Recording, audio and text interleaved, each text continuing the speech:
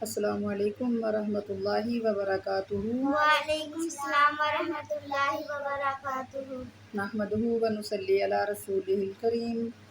اما بعد، فاعوذ باللہ من الشیطان الرجیم، بسم اللہ الرحمن الرحیم۔ اللہم انفعنا بما علمتنا وعلمنا ما ینفعنا وزدنا علما۔ اللہم رب زدنا علما۔ وقالو، اور کہا، کونو، ہو جاؤ، ہودن یہودی، او یا نصارا نصارا، تہتدو، راہ پالو گے، کل کہہ دیجئے، بلکہ ملتا دین ابراہیم، ابراہیم علیہ السلام کا، حنیفاً، جو توحید والا تھا، وما کانا، اور نہیں تھا، من المشرکین، وہ شرک کرنے والوں میں سے۔ وقالو ہودن، کونو ہودن او نصارا تہتدو، یہ اللہ تعالیٰ نے اب یہاں یہود اور نصارہ کی اس بات کا تذکرہ کر رہے ہیں کہ جو انہوں نے بے دلیل اور بغیر اللہ تعالیٰ کے کسی بھی وعدے اور بغیر اللہ تعالیٰ کے کسی بھی اطلاع کے، اللہ کے کسی حکم کے بغیر انہوں نے یہ کہہ دی کہ اگر تم یہودی اور نصارہ بنو گے، تم یہ نام لکھاؤ گے تو تم جنت میں جاؤ گے، تو تمہیں ہدایت پا جاؤ گے۔ اللہ تعالیٰ نے ان کی اس بات کا رد کر دیا۔ دوسرا یہ کہ انہوں نے کہا کہ اللہ کے نبی صلی اللہ علیہ وآلہ وسلم نے جب ان کو واعظ اور نصیحت کرنا شروع کی، دین کی، انہوں کو اللہ کے نبی صلی اللہ علیہ وسلم نے تبلیغ کی، تو انہوں نے کہا کہ ہم اس دین کو نہیں مانیں گے، بلکہ ہمیں تو یہود کو اللہ تعالیٰ کا نبی یعقوب جو ہے وہ وصیت کر کے گیا ہے کہ تم یہودی ہو کر مرو۔ اسی طرح اللہ تعالیٰ نے اب ان کے اس بات کا رد کر رہے ہیں کہ تم کہتے ہو کہ یہودی ہو جاؤ یا نصرانی بن جاؤ تو تم ہدایت پا جاؤ گے، نہیں۔ یہ تو پھر اسی طرح کا کام ہو گیا نا کہ جیسے آج اللہ کے نبی صلی اللہ علیہ وآلہ وسلم کے امتی بھی کہتے ہیں کہ اگر تم فلاں نبی کے فرقے سے نام لکھوا لو گے تو تم جنتی ہو جاؤ گے، فلاں فرقے کے ساتھ آ جاؤ گے تو جنتی بن جاؤ گے۔ میرے اللہ نے نہ کسی دین کا اور نہ کسی مسلک کا، نہ کسی فرقے کے نام کو نجات نہیں دی، بلکہ اللہ تعالیٰ نے یہی اتھینٹک کہا کہ جب نبی علیہ السلام اس دنیا میں آ جائیں اور اللہ کے نبی صلی اللہ علیہ وآلہ وسلم کی اس دنیا میں آنے کے بعد پھر تم نبی کا ہی کہا مانو گے تو تمہارے لیے ہدایت ہوگی۔ اللہ تعالیٰ اب ان کی اس بات کا اور اس دعوے کا جو بغیر دلیل کے انہوں نے کہی ہے کہ تم یہودی ہو جاؤ یا نصرانہ ہو جاؤ تو ہدایت پالو گے، اللہ تعالیٰ نے فرمایا کہ نہیں، یہ ایسی بات نہیں۔ اگر تم اپنے اس دعوے میں سوچے تو قل ہاتوا برہانکم، اپنی کوئی دلیل تو لے کے آؤ۔ دوسرا اللہ تعالیٰ نے فرمایا مقام پہ کہ تم یہ کہتے ہو کہ تم یہودی اور نصارہ بن جاؤ گے تو تم ہدایت پا جاؤ گے، کیا تم نے اللہ تعالیٰ سے کوئی وعدہ لے رکھا ہے؟ یا اللہ تعالیٰ نے تمہیں کوئی نصیحت بھیجی ہے، لسٹ بھیجی ہے تمہیں کہ تم جنت میں چلے جاؤ گے؟ ایسا بھی نہیں ہے۔ اگر تم نے جنت میں جانا ہے نا تو تمہارے لیے کیا ہے، قل بل ملت ابراہیم حنیفا، بلکہ تم ابراہیم علیہ السلام کے دین کو تسلیم کرو گے تو تم ہدایت پہ آ جاؤ گے، تم نجات پا جاؤ گے۔ اور ملت ابراہیمی پہ تم دعویٰ تو کرتے ہو نا کہ ہم حضرت ابراہیم کی طرف نسبت کرتے ہو کہ ہم حضرت ابراہیم کی طرف نسبت کرنے کے لیے ہم جنتی بن جائیں گے، حضرت ابراہیم کے ہم دین پر ہیں۔ نصارہ کہتے تھے کہ ہم ملت ابراہیم پر ہیں، یہود کہتے تھے کہ ہم ملت ابراہیم پر ہیں، اور یہی دو بڑے گروہ اہل کتاب کے اللہ کے نبی صلی اللہ علیہ وآلہ وسلم کے ساتھ تھے مدینہ کے اندر، اور ایک گروہ مشرکین کا تھا، اور مشرکین تیسرے گروہ کا بھی یہی دعویٰ تھا کہ ہم اللہ کے نبی صلی اللہ علیہ وآلہ وسلم کے اوپر ایمان نہیں لاتے اس لیے کہ ہم ملت ابراہیمی پر ہیں۔ اللہ نے فرمایا کہ نہیں، قل بل ملت ابراہیم حنیفا، ملت ابراہیمی پر تم ایمان لاؤ گے، اور ملت ابراہیمی وہی ہے جس کی نسل سے، جن کا مانگا ہوا، جن کی اللہ تعالیٰ نے امامت سونپنے کے لیے محمد الرسول اللہ صلی اللہ علیہ وآلہ وسلم کو بھیجا ہے۔ تم اپنے آپ کو نسلی پیغمبروں کی اولاد کہتے تو ہو، تم یہ کہتے ہو کہ ہم اللہ کے نبی صلی اللہ علیہ وآلہ وسلم پہ ایمان نہیں لائیں گے، ہم اللہ کے پیارے اور ہم نبیوں کی اولاد ہیں، حالانکہ تمہارے اندر اتنے گندگیاں غلیظی ہیں کہ تم نے اپنے دین کو تبدیل بھی کر دیا، تم نے اپنے دین کے ساتھ کفر بھی کیا، تم نے اپنے دین کے اندر ہیلہ سازیاں بھی کی، اور اللہ تعالیٰ کے بے شمار تمہارے اوپر انعامات بھی ہوئے اور تم نے ان کا بھی انکار کیا، نہ قدری کی، اور تم کہتے ہو کہ صرف نام لیبر لگوا لو گے یہود اور نصارہ کا تو تم جنت میں چلے جاؤ گے۔ ایسا نہیں ہوگا۔ بلکہ صرف تعلق جوڑنے، نسبت جوڑنے سے جنت نہیں ملے گی۔ جنت ملے گی تو جس طرح ابراہیم علیہ السلام نے قربانیاں دی ہیں نا، کل بل ملت ابراہیم حنیفہ، حضرت ابراہیم علیہ السلام نے جس طرح قربانیاں دی ہیں اور جس طرح انہوں نے کہا ہے کہ اللہ ان صلاتی و نسکی و محیای و مماتی، کہ اللہ میرا سب کچھ تیرے تحت ہے، یعنی کہ وہ اپنے عمل میں فرما بردار تھے اور اپنے عمل کی تبلیغ میں وہ پورے کے پورے کاربند تھے، صبح و شام انہوں نے اسی میں کھپا دی۔ پھر وہ اللہ تعالیٰ کے اس دینی کی تبلیغ اور اس دین پہ عمل کرنے کے لیے جتنی بھی مشکلات آئیں ان سب کو برداشت کیا اور اللہ تعالیٰ کے آگے جھکے رہے۔ ملت ابراہیمی تو پھر یہ ہے کہ اپنے امتحانات میں بھی، سختی گرمی میں بھی، اپنے اللہ تعالیٰ کے دین کے اندر تم کسی قسم کی رد و بدل اور تبدیلی نہ کرو، نہ کہ شاہی خاندان اور غریب خاندان کے اندر کوئی خطا ہو جائے تو تم اس کے اندر تبدیلی کرو، بلکہ ملت ابراہیمی یہی ہے کہ ہر چیز کو اللہ کی رضا کی خاطر تسلیم کر لو اور ہر چیز کو اللہ کی رضا کی خاطر تم جو اللہ تعالیٰ نے نافرمانیاں ممانت لکھی ہے اس کو تم چھوڑ دو، تو یہی ملت ابراہیمی ہے۔ اور پھر اگر اس نافرمانی کو چھوڑنے میں اور فرما برداری کے کرنے میں تمہیں جتنی بھی مشکلات آئیں، تمہارے راستے کے اندر جتنی بھی رکاوٹیں بنیں، تم ان ساری کی ساری رکاوٹوں کا اللہ تعالیٰ کی رضا کے لیے مقابلہ کرتے ہوئے ان کو برداشت کرتے جاؤ اور تمہارے اندر تبدیلی نہ آئے۔ یہ ہے ملت ابراہیمی اور حضرت ابراہیم علیہ السلام کا دین۔ یہ وہ سند ہے کہ جس کو تم کہتے ہو کہ تہتدوا، تم کامیاب ہو جاؤ گے، جنت پالو گے، ہدایت پہ آ جاؤ گے۔ اگر تم نے ابراہیم کے اس مشن کو آگے رکھا، اگر اسی طرح تم چلتے رہے اپنی زندگی میں تو پھر تم ہدایت پر آ جاؤ گے۔ یہ حضرت ابراہیم کے دین کی کامیابی کے راز تھے جو انہوں نے تمہارے لیے چھوڑے، اور آج اگر تم اس سے بے رغبتی کرو گے تو پھر تم ملت ابراہیمی سے نکل جاؤ گے، پھر تم ملت ابراہیمی پر نہیں۔ اللہ تعالیٰ فرما رہے ہیں ملت ابراہیم، ملت ابراہیم وہی ہے جو حضرت ابراہیم نے تمہیں کر کے دکھلایا اور حضرت ابراہیم علیہ السلام نے تمہارے اندر کیا اور تمہارے لیے وہ سبق چھوڑا اور تمہارے لیے وہ دعائیں کر کے گئے کہ ایک امام تمہارے اندر آنے والا ہے۔ تو آئیے، یہ ملت ابراہیمی تو ہے، یہ ابراہیم کی دعا کا ہی تو صلہ ہے جو تمہارے اندر نبی آ گیا۔ اللہ نے فرمایا کہ حنیفہ، حضرت ابراہیم کا جو دین ہے وہ توحید والا ہے۔ اس طرح کا توحید والا، حنیف کا لفظی مطلب یہ نکلتا ہے کہ ایک چیز مڑی ہوئی ہوگی، یعنی کہ مڑا ہوا انسان، یعنی کہ ہر چیز سے انسان بے رغبتی کر کے صرف اپنے اللہ سے ایسی سچی خلوت اختیار کرے، اپنے اللہ کی طرف ایسی سچی خلوت اختیار کرے کہ اس خلوت کے راستے کے اندر اگر تکلیفیں بھی آئیں تو انسان ان کو برداشت کرے، اور اس خلوت کے راستے میں محبت کے اندر انسان ہر چیز کو اللہ کی رضا کے لیے پک کرتا جائے، تو پھر انسان کو جا کے اس خلوت سے، جس طرح حضرت ابراہیم علیہ السلام کو میرے اللہ نے خلیل اللہ کہہ دیا تھا کہ ابراہیم تو نے اس خلوت کا حق ادا کر دیا، یہ یک طرف اس طرح کے ہوئے کہ اللہ تعالیٰ نے پھر ان کو خلیل کا لقب دیا۔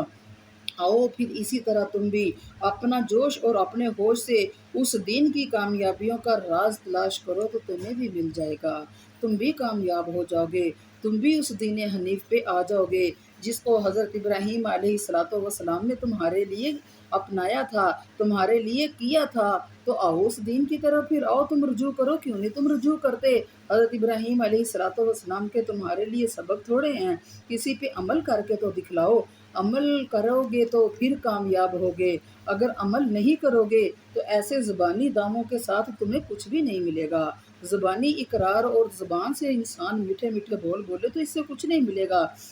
بلکہ حضرت ابراہیم علیہ السلام کی شریعت پہ تم چل کے دکھاؤ اور حضرت ابراہیم علیہ السلام کی طرح تم اپنی زندگی کی مشکلات اور آسانیاں ساری کی ساری اپنے اللہ کے لیے کر کے دکھلاؤ گے تو پھر تم کامیاب ہو جاؤ گے۔ آگے اللہ نے فرمایا وَمَا كَانَ مِنَ الْمُشْرِكِينَ، حضرت ابراہیم علیہ السلام مشرک نہیں تھے۔ حضرت ابراہیم کسی طرح کا انہوں نے اپنی زندگی میں شرک نہیں کیا تھا۔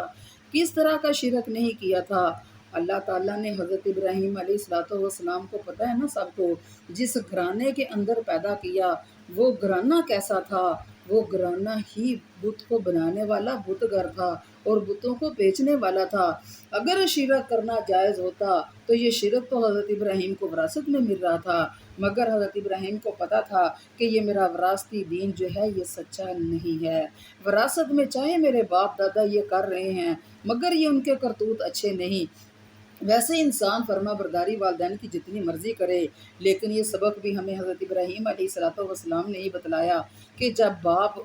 اور ماں انسان کو کسی گناہ کی طرف آگے آمادہ کرے نا، تو پھر بھی انسان جو ہے اپنے ماں باپ کا شریعت کے اندر رہ کے کوئی بھی حکم نہیں مان سکتا۔ ہاں، دنیا کی فرما برداری اور تابع داری میں ان کی نافرمانی میں اف بھی نہ کہے، لیکن شریعت کے معاملے کے اندر انسان جو ہے وہ اپنے ماں باپ کا کہنا نہیں مان سکتا، بلکہ شریعت پہ اسی طرح چلے جس طرح حضرت ابراہیم علیہ السلام چلے تھے۔ وما کان من المشرکین، انہوں نے شرک نہیں کیا،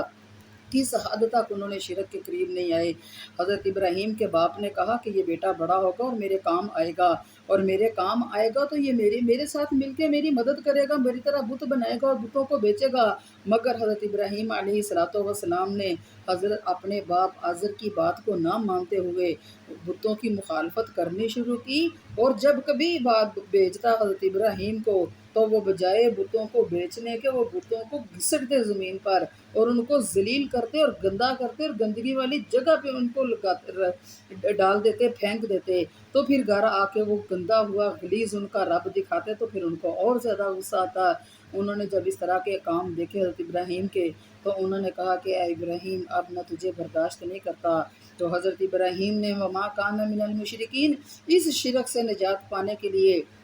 اپنے والدین کو بھی، اپنے خاندان کو بھی، اپنے وطن کو بھی قربان کر دیا۔ بچائی تو اپنے اللہ تعالیٰ کے دین حنیف کو بچایا۔ اور اگر تم دعویٰ کرتے ہو حضرت ابراہیم کی ملت کا تو پھر ایسا کر کے تو دکھاؤ، ایسی قربانیاں دے کے تو دکھاؤ۔ وما کان من المشرکین، حضرت ابراہیم وراثتی شرک کو بھی لینے والے نہیں تھے۔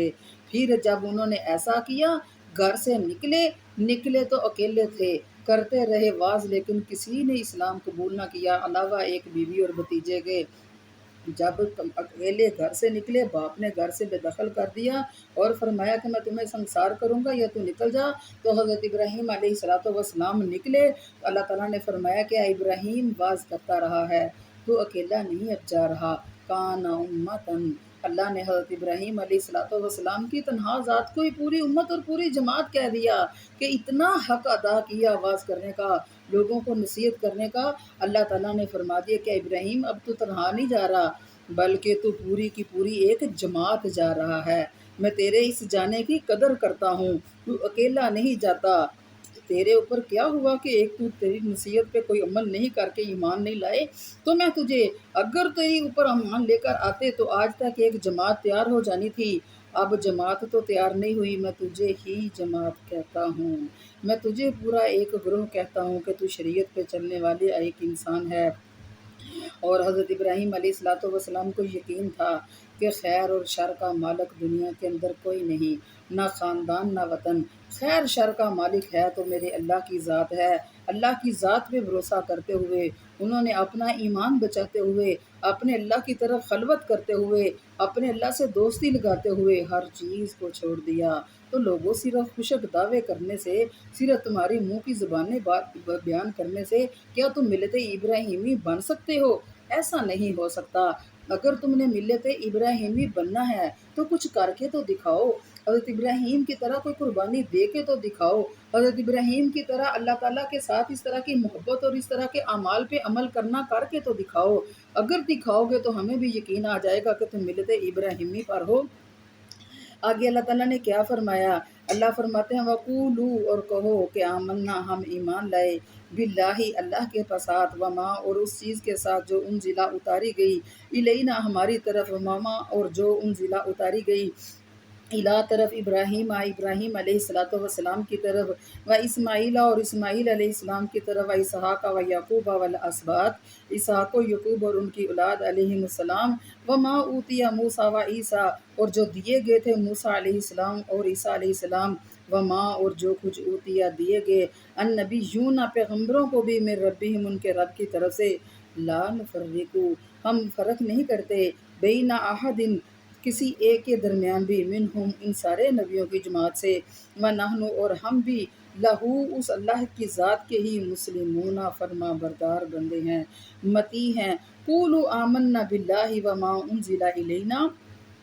کہہ دو کہ ہم اللہ کی ذات پر ایمان لائے۔ آمنا باللہ، اللہ کی ذات پر ایمان لائے۔ اللہ کی ذات پر ایمان لانا کس طرح ہے؟ اللہ کی ذات پر ایمان لانا بھی ہے نا، تو حضرت ابراہیم کی طرف نسبت تم کرتے ہو نا، تو جس طرح حضرت ابراہیم اپنے اللہ کی ذات پر ایمان لائے اور ہر امتحان، ہر قربانی دی، اور ہر طرح کی اپنے اللہ تعالیٰ کے ساتھ محبت کا انہوں نے کرتے ہوئے اپنی زندگی، اپنی اولاد اور اپنا وطن، ہر چیز قربان کر دی، ایسا اپنے اللہ کے ساتھ ایمان لاؤ، اور تنہا بھی نہیں ڈولے، بلکہ اپنی ہر چیز کو سپرد کر کے گھر سے نکلے اور اللہ کے سہارے نکلے۔ پھر اللہ نے بھی تو ایسے ہی بچایا تھا نا، جیسے آگ میں کود پڑے اور اللہ نے ان کو بچایا، اور میرے اللہ نے ان کو جب سب کچھ انہوں نے نشاور کیا، جیسے جیسے اللہ نے ان سے امتحان دیے، ویسے ویسے اللہ تعالیٰ نے پھر ان کو انعام و اکرام بھی دیے۔ اگر بیوی اور بچے کو مانگا تنہائی کے اندر، اللہ نے فرمایا کہ جدا کر دو، جب جدا کیا تو اللہ نے کتنا بڑا اعزاز دیا کہ اس بیوی اور بچے کی ایک ایک ادا کو اللہ نے قیامت تک کے لیے عبادت فرائض لکھ دیا،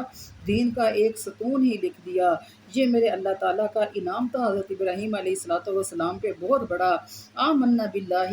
اے یہود کی جماعت، اے انصارہ کی جماعت، اے مشرکین دعویٰ کرنے والے کہ ہم ملت ابراہیم پر ہیں، سب مل کے کہو کہ آمنا باللہ، ہم سب اللہ تعالیٰ کی ذات پر ایمان اس طرح لاتے ہیں، ہم شرک سے اس طرح بیزاری کرتے ہیں جس طرح حضرت ابراہیم علیہ السلام نے کی۔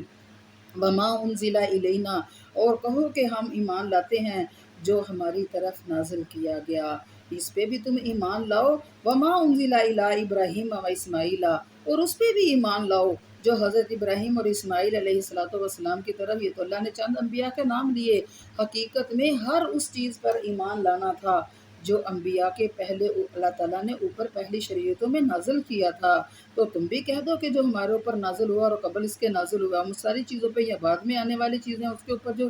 پیغمبروں پہ نازل ہونے والی ہیں، ہم سب پہ ایمان لاتے ہیں۔ اس کا مطلب تو یہ تھا نا، بلکہ اللہ تعالیٰ نے کیا فرمایا ان یہود کے خلاف؟ یہود کا دعویٰ یہ تھا، یہودی کہتے تھے ہم تورات کے علاوہ کسی کتاب کو نہیں مانیں گے، جیسے انہوں نے کہا تھا کہ ہمارے دل غلاف میں ہے۔ نصارہ کا دعویٰ یہ تھا کہ ہدایت جو ہے وہ صرف انجیل کے اندر ہے، اس کے علاوہ ہم کسی اور کی ہدایت کو نہیں مانیں گے۔ اللہ نے ان دونوں کا رد کر دیا، ایسا نہ کہو، بلکہ یوں کہو وما انزل الینا وما انزل الی ابراہیم، یہ جیسے پہلے پارے کے اندر اللہ تعالیٰ نے فرمایا تھا کہ وما انزل الیک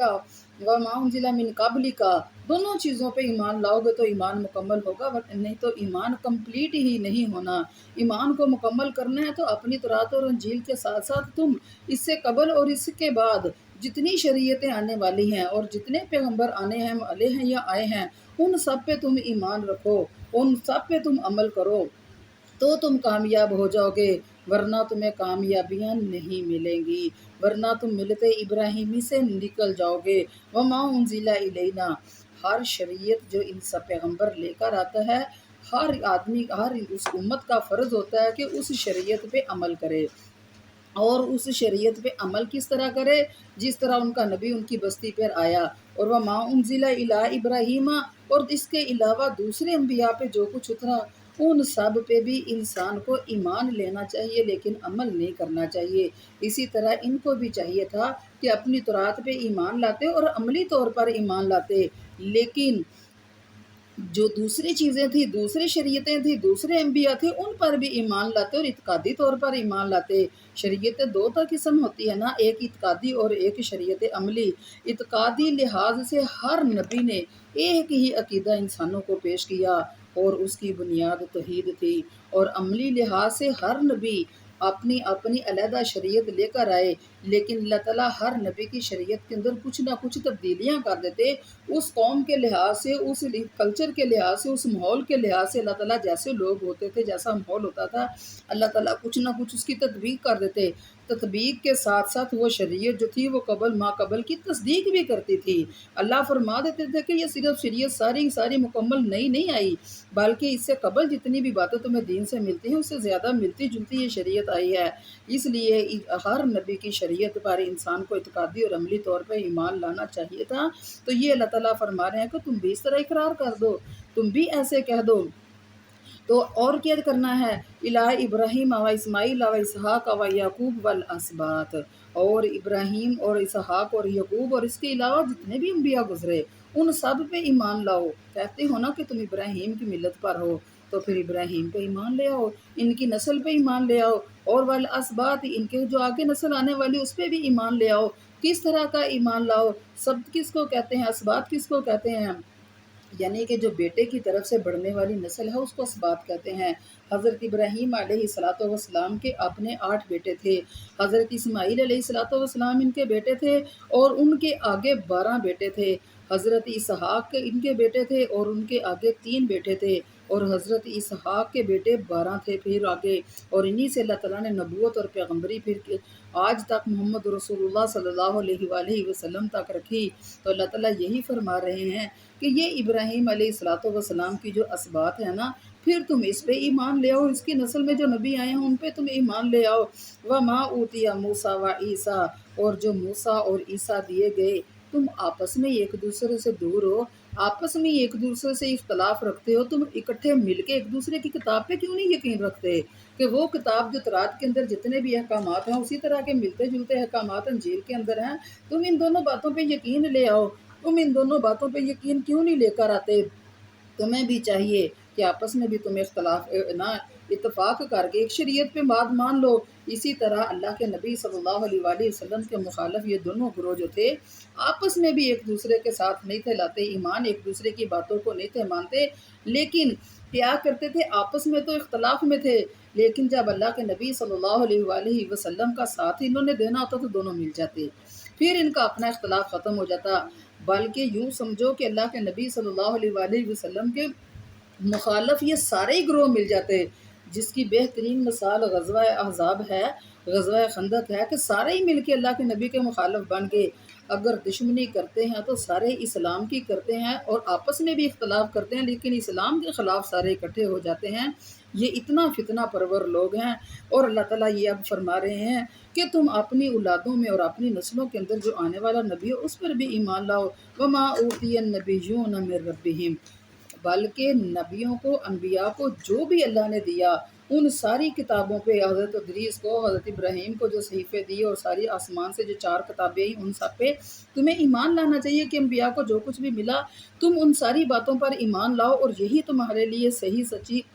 बात है, और यही तुम्हारे लिए हदायत है, और यही अल्लाह ताला की तरफ से तुम्हारे लिए जो है वो अल्लाह ताला ने दलील और अल्लाह ताला ने उसको तुम्हारे लिए अथेंटिक बात रखी है। तो तुम इस पे ईमान ले आओ, क्यों नहीं तुम ईमान लेकर आते? बल्कि तुम क्या करो कि अल्लाह ताला फरमा रहे हैं कि वमा उतियन नबिय्यून मिर रब्बिहिम, हर नबी की हर शरीयत को तुम मानो। ये कहो कि हम ईमान लाते हैं, किस तरह का ईमान? इत्कादी, और दूसरा ईमान अमली, अपने जो नबी तुम्हारे पास अलहदा अलहदा आए उन पे। और लेकिन इसके बाद ला नुफर्रिकु बैन अहदिम मिनहुम, लेकिन इसके बाद किसी भी नबी में तुमने फ़र्क नहीं करना। और जब अल्लाह के नबी सल्लल्लाहु अलैहि वसल्लम की शरीयत आ गई तो जैसे नया नबी आता था उसकी नई शरीयत आती थी, पहले की शरीयत वो जो थी वो मनसूख हो जाती थी। एतकाद सारे नबियों का एक है, अकीदा सब अम्बिया का एक है, मगर उनकी अमली शरीयत जो है वो अलहदा अलहदा है। और जब पहली शरीयत गुजर जाती है और अल्लाह आगे नई शरीयत भेज देते हैं, इसका मतलब ये होता है कि तुम उस आने वाली नई शरीयत पे अमल करो, आने वाली नई शरीयत को तुम अपने इत्माद में लेकर आओ, और वो तुम्हारे लिए निजात का ज़रिया। अगर तुम उसको छोड़ दोगे और माँ कबल पे ही तुम अड़े रहोगे तो ये तुम्हारी कोई निजात की दलील नहीं है।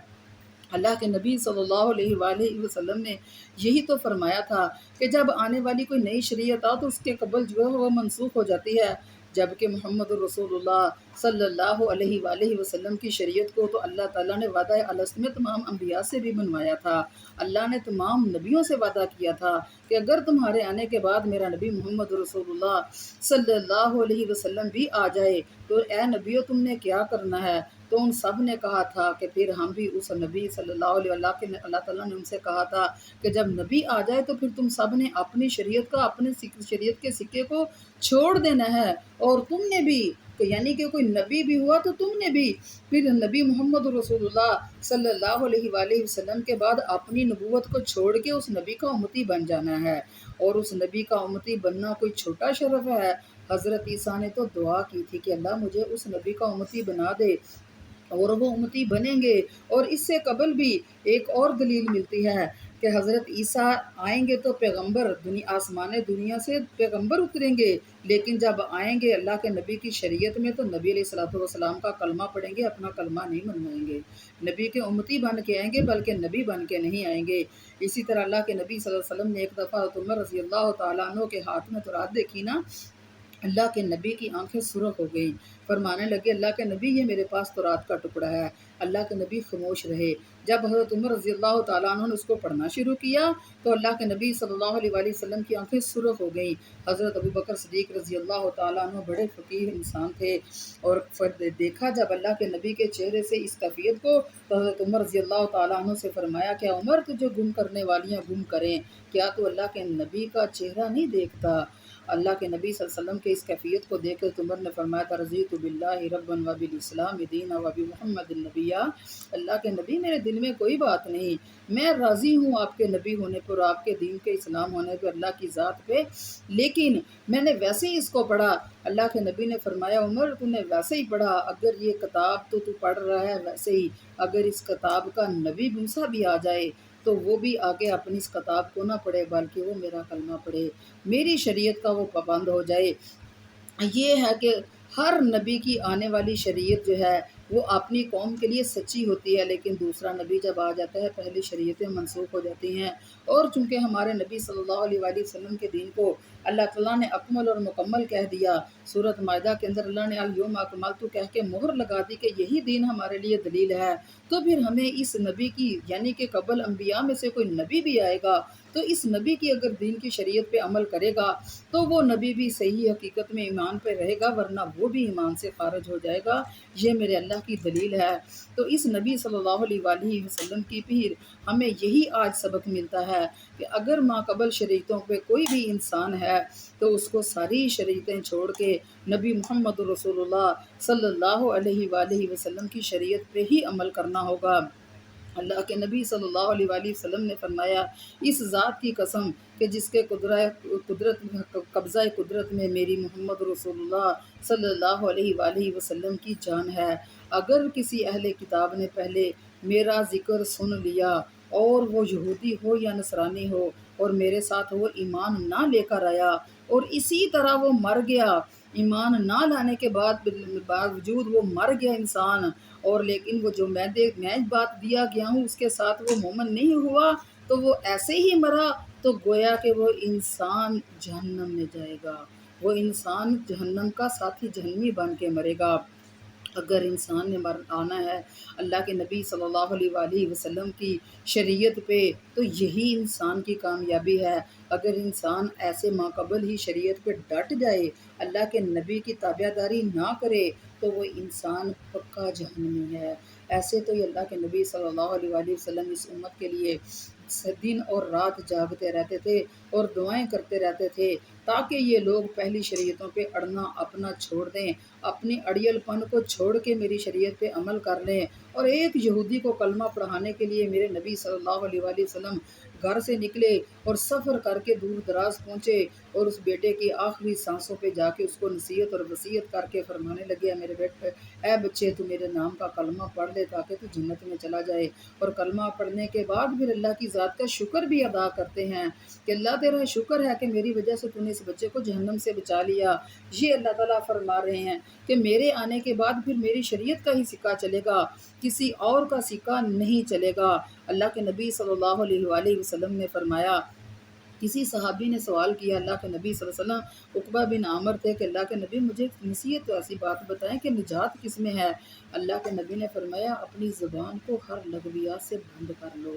اپنی زبان سے کوئی غلط کاری نہ نکالو، دوسرا کام اللہ کے نبی نے فرمایا تیرے رہنے کے لیے تجھے تیرا گھر کافی ہونا چاہیے، یعنی کہ فضول گھروں سے باہر نہیں نکلنا چاہیے۔ تیسری بات اللہ کے نبی نے فرمایا کہ جب تم گھروں میں بیٹھے رہو گے پھر اپنی خطاؤں پہ اللہ کے آگے کبھی شرمندہ بھی ہو جایا کرو، اللہ کے آگے پھر گریہ زاری بھی کیا کرو۔ گھروں میں بیٹھ کے مستیاں نہیں لینی، گھروں میں بیٹھ کے پھر فضول ٹائم نہیں ضائع کرنا، بلکہ اپنے اللہ سے لو لگاؤ، دنیا سے تعلق توڑ کے اپنے اللہ سے تعلق جوڑو۔ پھر ان لوگوں تمہارے لیے قرآن کافی ہے، نجات اس میں ہے کہ چوتھی بات یہ ہے کہ اس کے تمہارے لیے قرآن کافی ہے۔ قرآن نے جو بھی بیان کیا یہ اس کے اوپر تم ڈٹ جاؤ اور اس کے اوپر تم مقابلہ کرو، یہی تمہارے لیے کافی ہے۔ اور اللہ کے نبی صلی اللہ علیہ وآلہ وسلم نے فرمایا ہے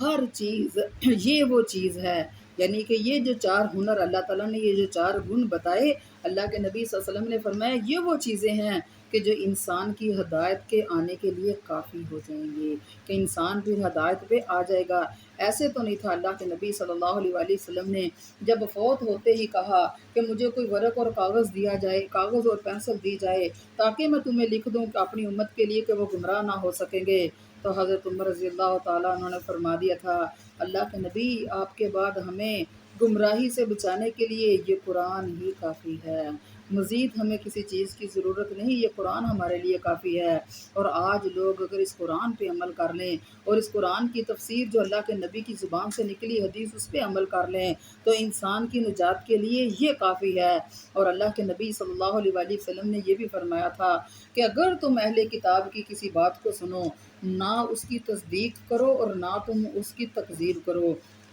بلکہ تم اس کو سن کے تو یہی کہہ دو کہ قولوا آمنا باللہ وما انزل الینا وما انزل الی ابراہیم، یہ تم کہہ دو کہ یہ تمہارے لیے کافی ہے، تم ان کی شریعتوں کے پیچھے نہ چلنا، کیونکہ نہ ان کے اندر صداقت ہے اور نہ ان کے اندر تم تکذیب کے کیڑے نکالنا، بلکہ ان کو ان کے حال پہ چھوڑ کے یہ کہنا کہ ہم مانتے تو ہیں یہ آسمان سے اتری ہیں لیکن عمل کرنے کے لیے ہمارے لیے قرآن کافی ہے، اللہ کے نبی صلی اللہ علیہ وآلہ وسلم کی آئی ہوئی شریعت ہمارے لیے کافی ہے۔ وما اوتی النبیون من ربہم، جو نبی دیے گئے ان کے لیے ہر امت کے لیے اپنے نبی کا دیا ہوا علم اور شریعت کافی تھی، مگر نبی محمد رسول اللہ صلی اللہ علیہ وآلہ وسلم کے آنے کے بعد ہر نبی کی شریعت جو ہے وہ منسوخ ہو جائے گی، کام آئے گی پھر دین تو الیوم اکملت لکم دینکم ہی آئے گا، یہ ہمارے لیے پھر نجات کا ذریعہ ہوگا، اس کے علاوہ نجات نہیں ہے۔ لا نفرق بین احد منہم، ہم فرق نہیں کرتے ان کے درمیان کسی بھی چیز میں،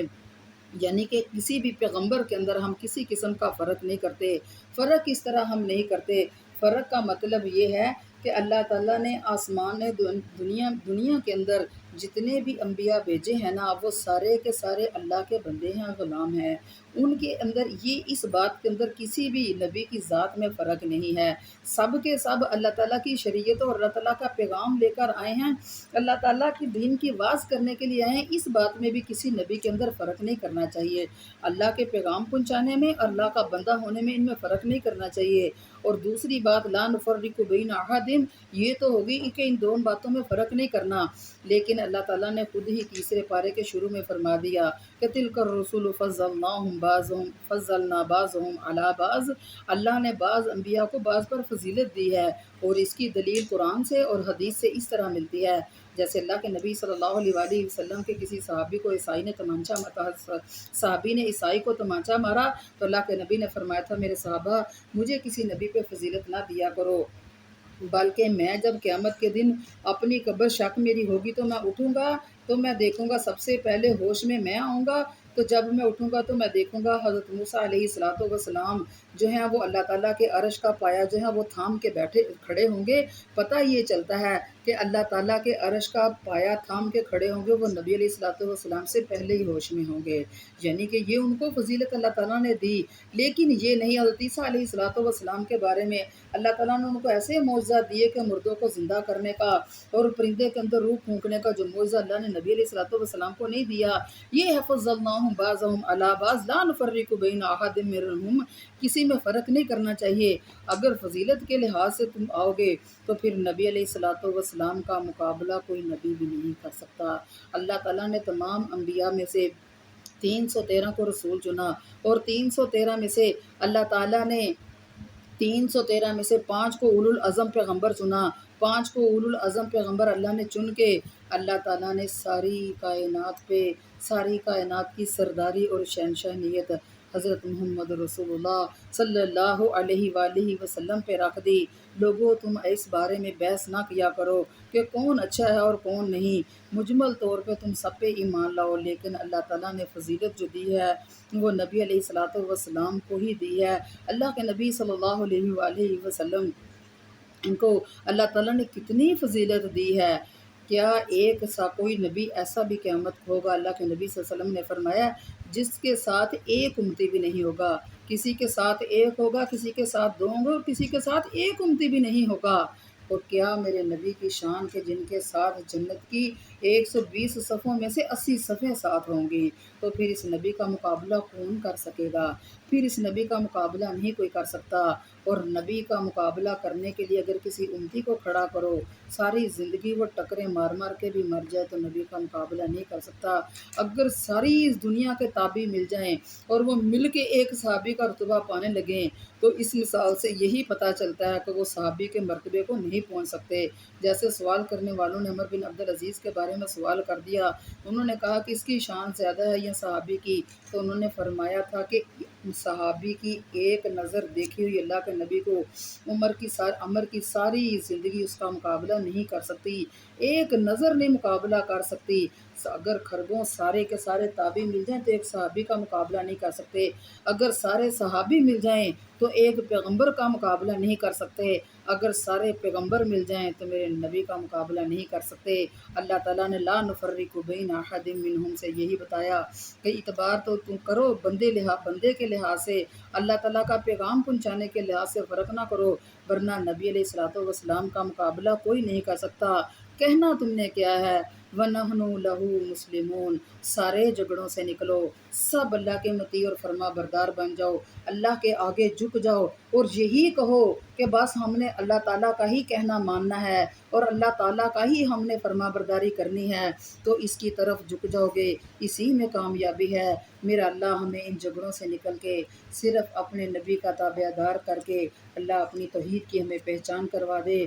سبحان ربک رب العزت عما یصفون وسلام علی المرسلین والحمد للہ رب العالمین۔ السلام علیکم ورحمۃ اللہ وبرکاتہ۔ وعلیکم السلام ورحمۃ اللہ